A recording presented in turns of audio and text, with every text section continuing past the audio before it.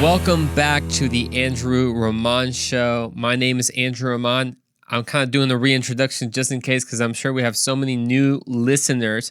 I'm super grateful if you're listening, if you're watching. I just want to say thank you. So I first want to say that God deserves all the glory for what's going on with this show. We have this thing at the house where especially Josiah or Chris or my dad or my mom, where we just look at each other and we say, only God. That's it. We just look at each other and just say, man, only God can do this. The reason I'm saying this is that I was looking back to March 3rd, 2020. I took some screenshots of the YouTube page back then, and we had 10 subscribers in about 5 episodes at that time. That's crazy. As today, we have 173 subscribers, close to 3,000 listens, and 75 episodes. Okay, now that's crazy. That's just God. So I want to say thank you. I'm super grateful because you're part of that. And I say we have because at the end of the day, sure, am I the one talking like most of the time, like a lot? Yeah, that's me. But at the end of the day, this is our show. It's a conversation about real topics, and this is what it's all about. So I just want to say thank you. Now, I have a challenge for us. Let's do something. As of this recording, we're at 173 subscribers, which is insane. Like, I'm just super grateful. Like, that's more than just your grandma and your family. You know what I'm talking about? Well, we're 27, if my math is right.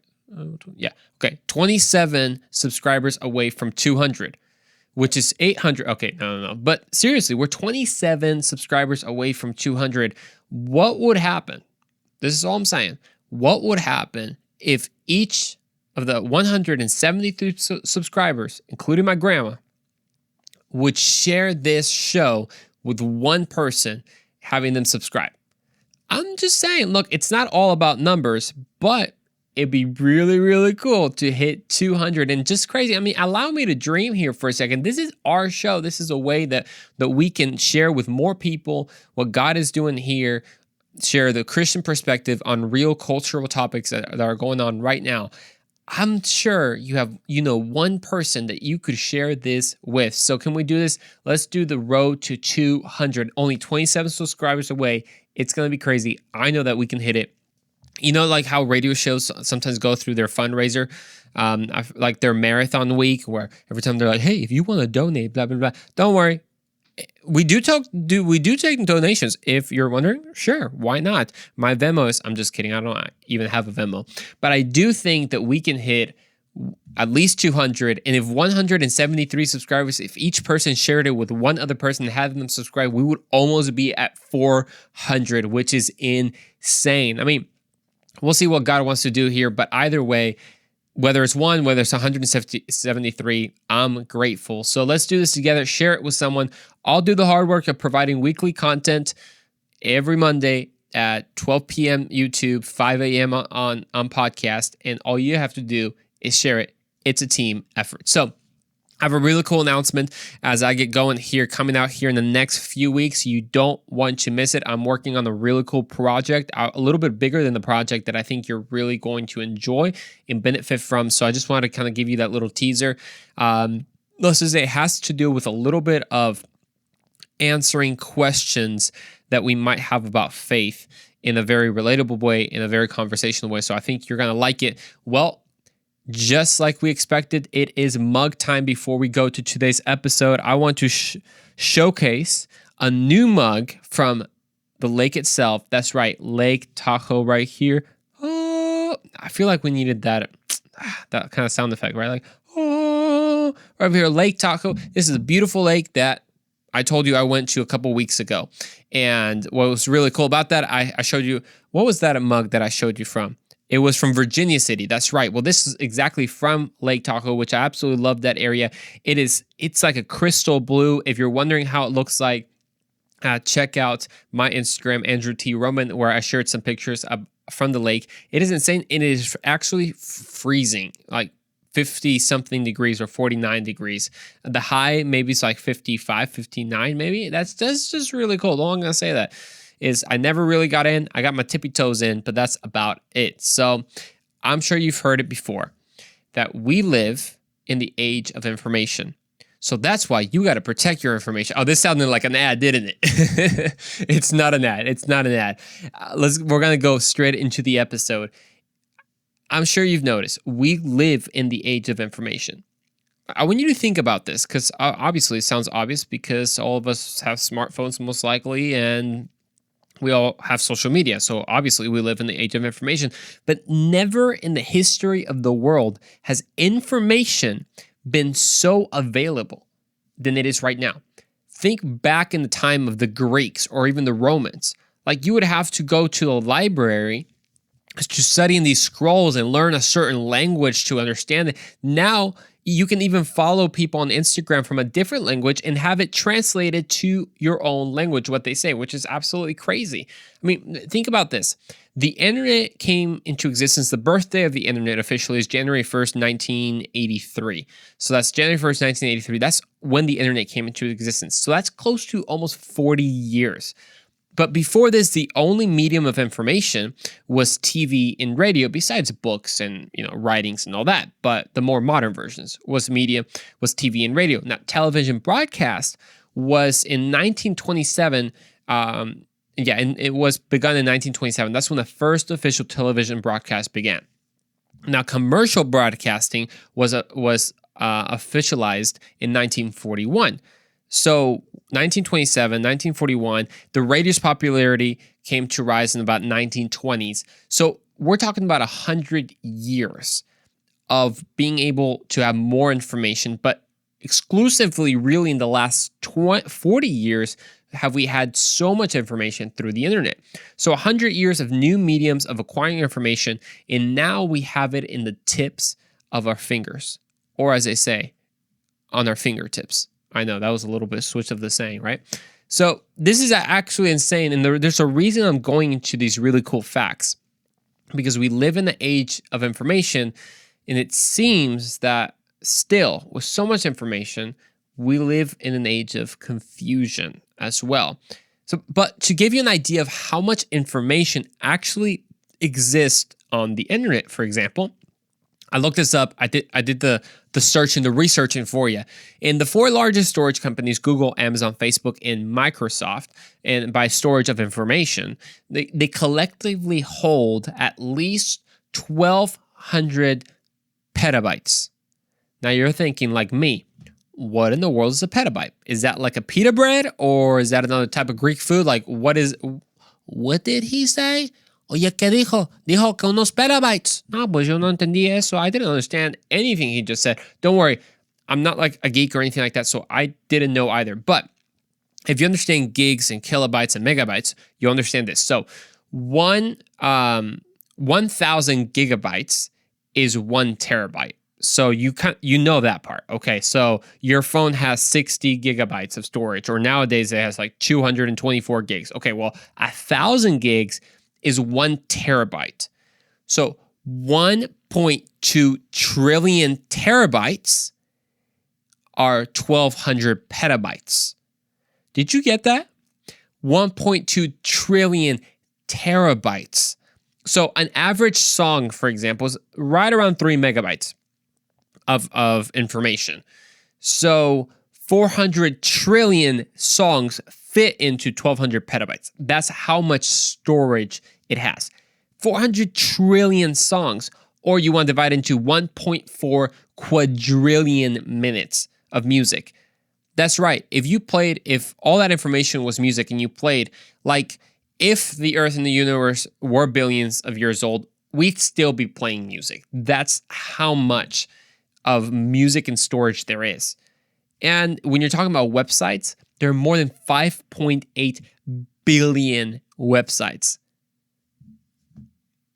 Now, if you're listening, you're like, why did it go quiet? It's because I'm staring at you right now. Like, what in the world? Like the Owen Wilson. We got to have that little sound here recorded. Like, wow. Wait, that's not a good impersonation. Here we go. Here it comes. Wow. Wow. Wow. Anybody liking that new Loki? That's all I'm going to say. Okay, so the size of the internet seems to double almost every year, which is absolutely crazy. So here we are in the most informed age in the history of mankind, and somehow, don't Don't ask me how, but somehow we believe some of the dumbest things. Bruh, I know. How is that? We have the most information we've ever had, the most discoveries mankind has ever had, the most scientific breakthroughs ever, and somehow we believe some of the dumbest things, and I think we're some of the dumbest generation out there. Now, don't get me wrong, we're very smart and everything, but some things, bruh. There's a saying that goes, how dumb can you be and still breathe? Sometimes I look at culture and I really ask myself that question. How dumb can culture still get and we somehow take it seriously? Like, we have so much information and opportunity of knowledge, yet people are still so confused about certain things that with so much information are quite obvious. It's like me in the buffet. I don't know if you're like me, but in the buffet, I can't decide what to eat. Like, there's so many options that I end up eating like nothing. Or I end up eating like crap, like a pizza with ham, with a slice of barbecue chicken, with a pancake and oatmeal. Like, it's just so many options I can't really eat well. And then that whole salad that I barely touch. That's okay. That's me. I already feel the judgment. That's okay. But maybe you're like that, which happens because there's so many options. Or it's like a Netflix, right? The joke is that you spend more time browsing than actually watching things. Now, before we continue, a word from our sponsors. Our mugs are coming in hot. Okay, no, not a word from our sponsors, but a reminder to hit the notification bell if you're watching on YouTube and subscribe. Share this with someone. And if you're listening, make sure to follow. Make sure to subscribe on Apple Podcasts. And most importantly, make sure to leave a 5-star review. Okay, let's go back. Remember the buffet? That's how we are. We are in a buffet of information, and somehow people cannot eat appropriately. It's like the more information we know and the more information is available, the less we actually know. For example, after so many scientific discoveries and breakthroughs in biology, somehow we have convinced ourselves, and culture has convinced ourselves, that a man can be a woman and a woman can be man. That men can somehow menstruate and men can give birth. And men can have periods too. And it's not breastfeeding, it's chest feeding. It's not mom, it's birthing person, to be inclusive to those men that somehow birth a child out of their non-existent womb. Now, I understand that this topic is very sensitive when you talk about transgenderism. This is not a full conversation on transgenderism because it is a very big topic, so I don't expect to address it all, but I'm just going to give some of my thoughts over here of how crazy our culture has become with so much information, yet we believe some of the most unreasonable, anti-scientific, anti-fact theories out here. When it comes to a man can be a woman somehow, and that's what I'm talking about. What would be that? Like a transgender woman would be a biological man who believes that he is a woman and either has sex change therapy, which that's, I guess, sex change surgery, which again, that's deceiving because his sex didn't actually change. It's just his body parts really that changed. But what's crazy is we used to play this game when we were kids, and maybe you play it too. It's called Play Pretend. Yeah, that's when you would pretend to be like a dinosaur or a cowboy or a princess or a lion, and you play, and it was so much fun. And we used to really think that we were like a dog or a puppy until we stopped playing, and it was, well, back to the real world. And it's like now adults are playing Play Pretend, and they're expecting it to be treated like the real world. Like, if a kid look, I take care of kids a lot. I help in the church with 10, 11, and 12-year-olds. And sometimes kids like to pretend that they're a lot of things that they're not. Oh, I'm a superhero. Okay, kid. Sure, you can fly. Okay, just don't jump off. Okay, don't jump off the roof. Okay, he just jumped off the roof. Yeah, if you've ever taken care of kids, you know exactly how that goes. They pretend to be a dog and they're like, woof, woof, woof, woof. And they either keep it up a lot where you have to kind of remind them like, hey, real world, you're a child. You're not a dog. And if they kept insisting, well, we had to break reality, right? Reality check, you're not a dog. But somehow we have landed on this bizarre notion that if a man wants to play pretend and say that he is in fact a woman because he feels like a woman, that he is a woman? Okay, guys, so is there any difference between fantasy and reality at this point? Now, again, don't get me wrong. I'll take someone seriously if they say, hey, I think I'm a woman when they're actually a man. Like, I'm not going to make fun of them, but also you have to, I address two things. One, I'm addressing the thinking and the ideas, not necessarily the person. I have a lot of compassion for the person. I believe that they need help, and Jesus is the answer. He can transform all the wounds and all the insecurities and all the emptiness that one might feel, and whatever it is, the same way that I'm messed up and Jesus has restored me, I'm in the process, everyone can be. So I want to say that first. But when it comes to the thinking of the transgender movement, it seems like we have blurred out the difference between fantasy and reality. Again, someone can think that they are whoever they want to be. That's cool. If you want to play in an imaginary land, go for it. And I say that, again, it's maybe sounds like I'm making fun, but I'm not. Like, I say that genuinely. You can go for it. Kids do it all the time. It's none of my business. But if culture wants to tell the normal world that we're supposed to acknowledge the way someone feels as a scientific fact, now that's a problem. Here's the problem. Again, it's not because I'm trying to control someone. Dude, again, you want to feel like you're a woman and you think, I think you need help, but if you don't want help and you just want to live your rest of, that's fine. But to try to switch culture and force everyone to accept this as normal, and somehow if we don't accept it as natural, then we're the oppressive ones or we're the anti-scientific ones. I mean, are you kidding me? Like, you can have sex change surgery and at the same time, your chromosomes are the same, dude. You're either XX or you're XY. Like, it's pretty simple. Are there abnormalities to that? Of course there are.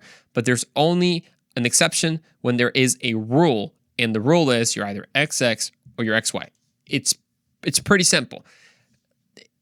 A good example of this, it was a TikTok that I saw. There was a TikTok of this girl who considered herself gender fluid.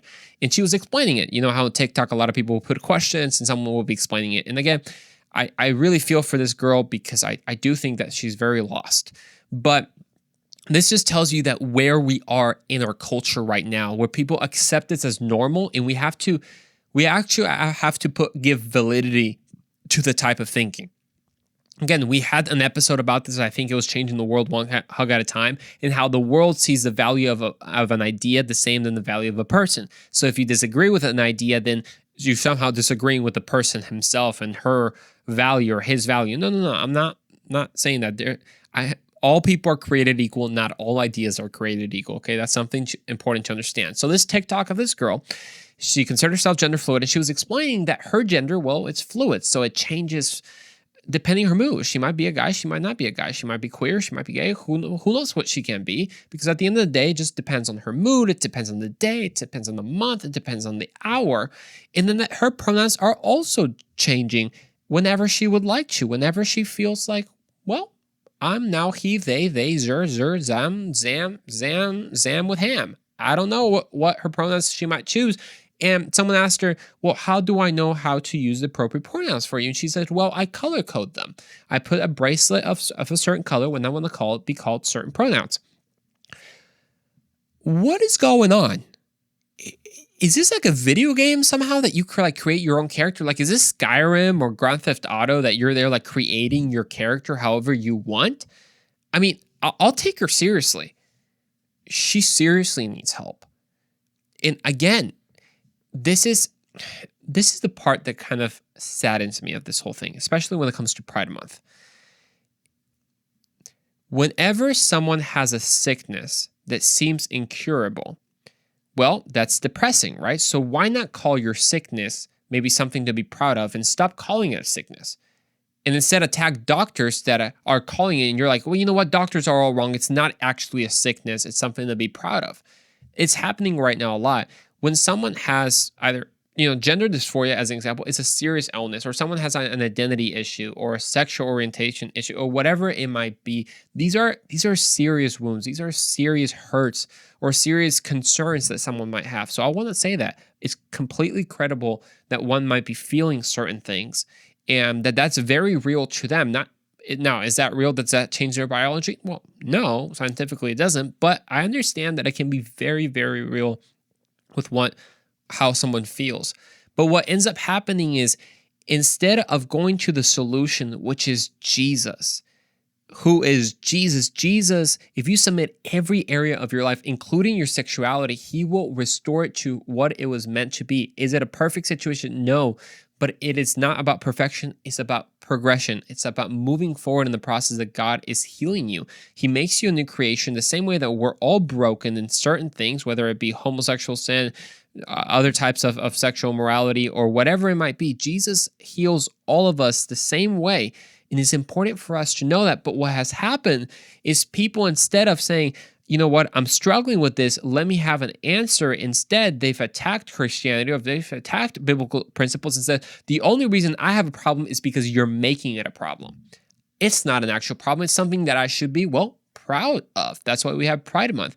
But the problem is, why are we proud of something that is not only sinful, but it's also destructive? Is not the only thing that is destructive. There are plenty of other sins that people who are not homosexual or gay or a part of the LGBT community that are also engaging in, that they also have to come to Jesus. So I'm not singling out one specific person. I'm saying we all need Jesus, but there is no sense, and there's no sense committing sin and then blaming someone who calls it sin and say, what's only sin because you call it sin? Again, we have to understand that it's no help telling people that reality is whatever they make it to be. It's not. This is why in the English vocabulary we have things such as perspective, such as opinions, in reality, in facts. These things are different. And here's the crux of the matter. We're being taught that truth is found in your opinions and in your feelings. Does that mean that your opinions don't necessarily have value? Of course they have value. Are they necessarily true all the time? No. And neither are mine all the time. So let's just get that straight. Are your feelings true? Well, the feeling is definitely true. Now, does that dictate reality all the time? Well, no. I think you and I always know that. You can have a feeling that someone hurt you, and in fact, maybe they didn't actually say something to hurt you. Maybe you were just kind of insecure and you need healing in that part of your area. Like, feelings can be deceiving. Not all the time. Feelings are, in fact, from God, but we should not be owned by them. And we're told that your opinions are by default true. And whatever you're feeling, it dictates reality. So in an age of information, that we have so much information that agrees with our opinion, well, is obviously true because our opinion was already true. And if it doesn't, we call it not information, but we call it disinformation. The problem is that goes against reality. The same way that 2 plus 2 cannot equal 5, no matter how much you feel that it does, no matter how much more money that you want, and you want to change math, it doesn't work. Your sex doesn't change just by identifying differently. I know that might be hard to believe, but it's true. It doesn't change. And again, you can think whatever you want to think, but why are we made to accept something as real, and we're changing policy for it? We're now affecting kids' curriculums and teaching children that somehow they can choose their sex. We're letting the transgender kind of doctrine go into schools. Are you kidding me? We're allowing men that identify as a woman with very different biology when it comes to strength than the woman has, because that's just how biologically we're different, now compete in women's sports, and we're calling it a trans rights that let a boy compete against girls in a sport that a boy will most likely win because boys are just made different when it comes to strength. But we're saying, no, we should do it. Now, well, congratulations, you destroyed women's sports. So there goes that.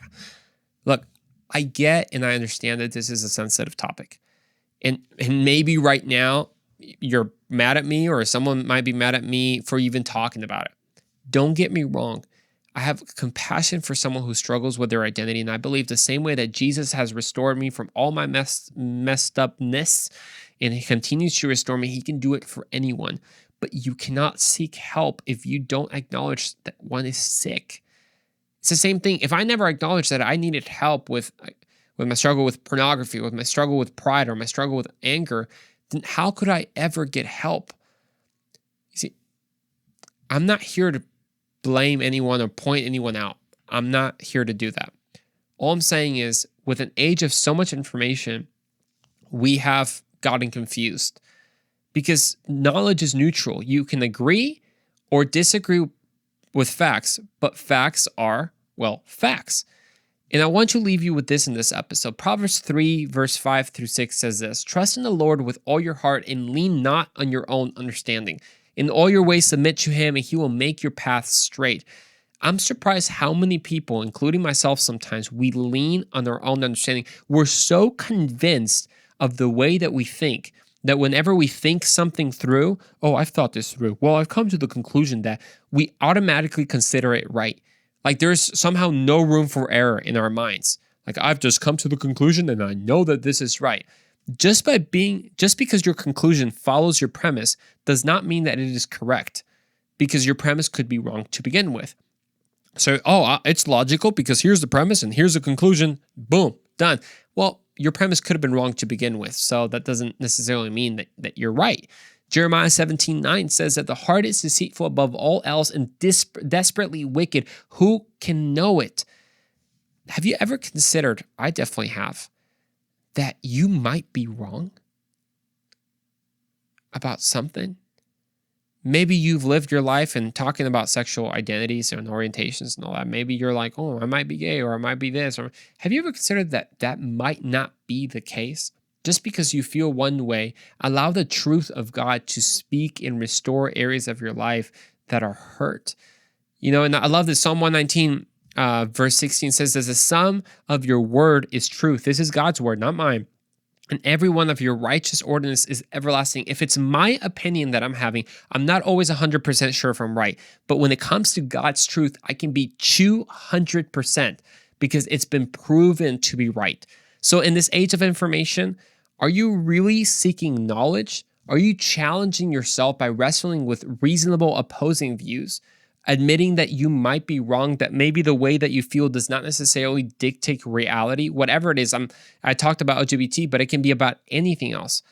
I've definitely struggled with that sometimes when it comes to struggling with, am I right or am I not right? You see, last year with all these race talks in America, there was a lot of division even among the church of how much should you support BLM, should you not support BLM, does BLM speak some truth or is it all wrong? Because there's a lot of politics involved, but we must also be compassionate, but you don't want to compromise. And it can be super confusing when it comes to that. But I don't want to rely on my own understanding, because I realize that without Jesus, my heart can deceive me. Have you realized that? Because when you realize that the truth is not within you, but is a person who is way greater than you and me, then we can actually be set free and restored to be who God has created us to be. So we'll see you in the next episode of The Andrew Ramon Show.